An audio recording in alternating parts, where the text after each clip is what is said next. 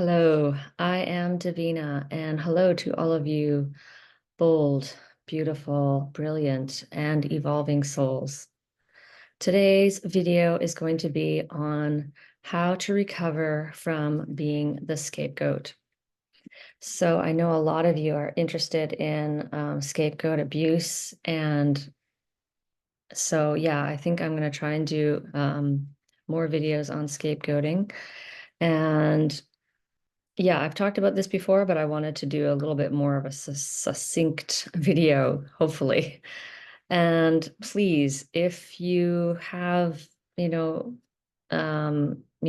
please post this video on your Facebook or your Instagram. If you find something in this video or another video of mine that inspires you, validates you, or helps you understand things better, please spread the word. I would really appreciate it. And thank you so much. So on with the video, how to recover from being the scapegoat. And these are not necessarily step by step because healing is not linear. So they all, go together, basically. Number one, get sober. This is for any kind of healing. It's really important to get sober. This doesn't necessarily have to happen all at once, but just step by step to get more and more, clean living, basically. It's to sort of detoxify your life. Yeah, obviously try to get away from the drugs and the alcohol first. And if you have to lean on other things, that's okay. It's a process. Number two, get safe. This is also extremely important. We cannot heal if we are still with the abusers on a regular basis, or even if they're part of our life in any way. I believe full no contact is necessary. Again, this can be a process. If you're living with your abusers, obviously that might take time before you can maybe get financially stable to move out on your own. Or you may just go low contact first and then, full no contact. So everybody's going to have their own path and it's all okay. But just to have that intention of getting safe. And it can take years to get really fully safe, I believe, or it has for me anyway. It's really a step-by-step thing. Three, validate yourself. This is so key because, of course, we have been gaslit and invalidated so much. We have been so oppressed as the scapegoat of the family. And so, yes, start to validate everything. And it takes time because we think, am I crazy? I must be crazy. Why is this person saying this to me? I can't believe this is happening. And we start to think, am I really too sensitive? And we can really start to question. That's usually a good sign because it means you're starting to question these things.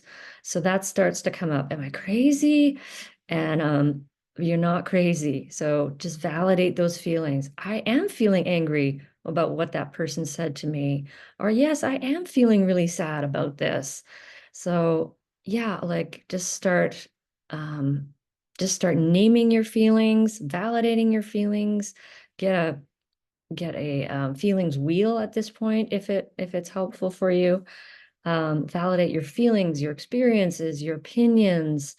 And this again, everything's a process. So number four, get to know yourself and your inner child. And I've done this in various ways. Meditation is key to getting to know like what's going on in my brain, in my mind, what am I thinking, what are my patterns?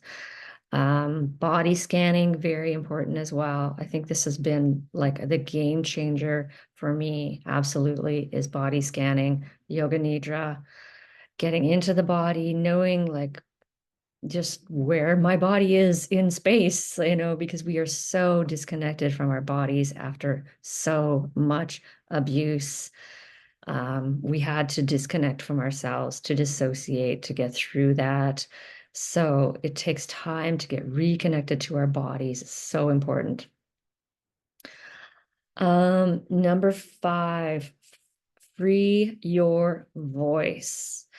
And this can be done in a number of ways. For me, at the beginning of my journey, 10 over probably over 10 years ago, around 10 years ago, yeah, I was doing things like I joined a choir. I joined a couple of different choirs and started singing. And I was like, wow, here's my voice. Because again, a scapegoat has been like shut down, shut up. And so we need to like rediscover that voice.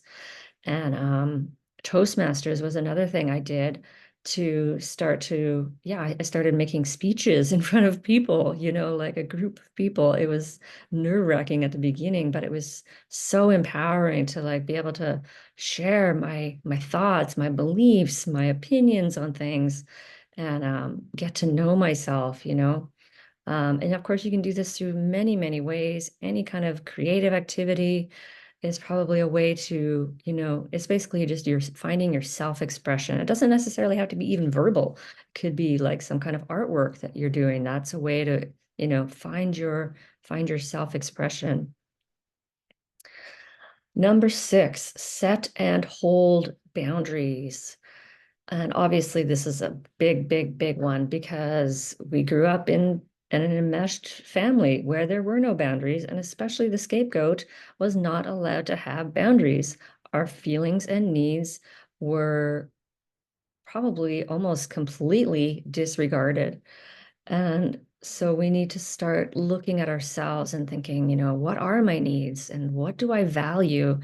And and then how do I speak that up to someone as a boundary? And yeah, a difficult thing to do when you have so much shame and you don't even feel like you're allowed to have a boundary. Like it takes time, to really um, you know, get over that shame and realize what that person doing is hurting me. And so I'm going to protect my energy and set a boundary so that I'm not taking on their shame. I'm not taking on their stuff. That's what the boundary is for. And triggers are a great way to actually point you to what your boundaries are because it's exact opposite, right? If someone is yeah, like shouting at you, you realize that's really triggering. You need someone to speak in a more soft, gentle, and respectful way. So triggers can be a great way to figure out what I do need and value.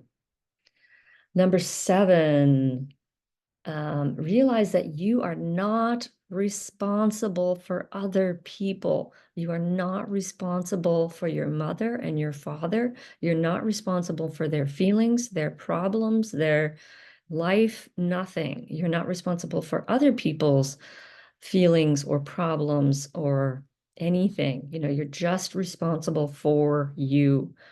So the scapegoat, of course, was blamed. This is one of the kind of foundational things of the scapegoat abuse is that the scapegoat is blamed. They are blamed. They are, the identified patient. They are pointed out as being you're bad, you're wrong, you're defective, you're the difficult one, whatever it is, you're the one with the mental problems when really it's not you. So we really have to get out of that habit of, and this self-blame, this sort of the self-blame is so insidious. I know that so many times I've been there and I didn't even really know it, because it takes a long time to get over this self-blame, the guilt that our parents have really just dumped on us.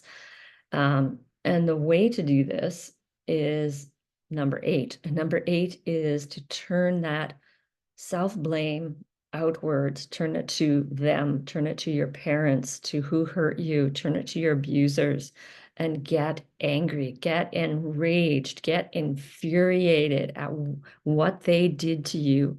And sometimes it's hard to access that anger. And, usually it will just come sort of spontaneously, um, and just go with it, allow yourself to feel angry. It can feel scary to feel that much rage and anger. but it's been repressed, so it wants to be released. It wants to um yeah, have its say. Your inner child really needs to express her anger because it was squashed down. You weren't allowed to protest in your childhood. You weren't allowed to complain, to get angry at what your parents were doing to you. So this is your chance. And so it's okay. Um, Number 9 is grieve. Grieve, grieve, grieve, grieve, grieve, grieve, grieve, grieve, grieve, and grieve. Um, I've been grieving probably for 7 years, most intensely, um, since I went no contact with my family 3.5 years ago.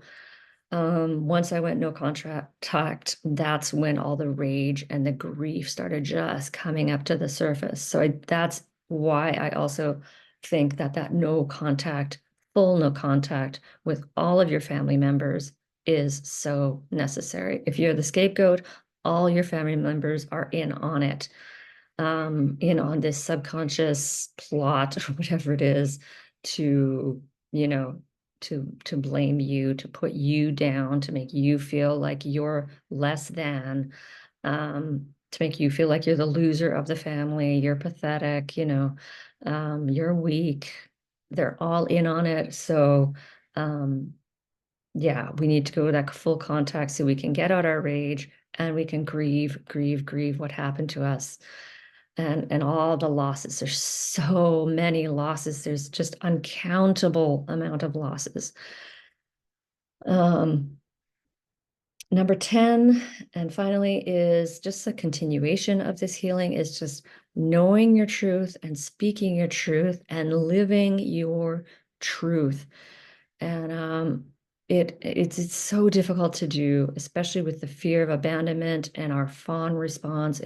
Can be so difficult to live true to ourselves because we so fear the the abandonment. We so fear that, if I'm true to myself and I set boundaries and I um, act like I'm worthy, I am going to die, basically. So it's incredibly challenging, doesn't even express it, but it's an incredibly difficult task to do. But this is, yeah, being honest with yourself, being honest with with others, and just trying to live with integrity, with, yeah, so that your integrity means everything is matching up. Your thoughts, your feelings, your actions are all matching. So we don't have this inner conflict anymore, that we are whole.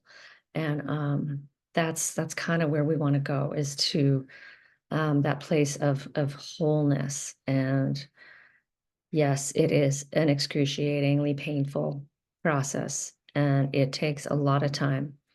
So have patience, go gently, try to have compassion for yourself when you can. It's even that is hard. And just keep getting up the next day, keep getting up. And that's what I wanted to share. Again, please share on your social media. Please like and comment on the video as well. And as always, I'm wishing you many, many blessings on your journey of healing and awakening.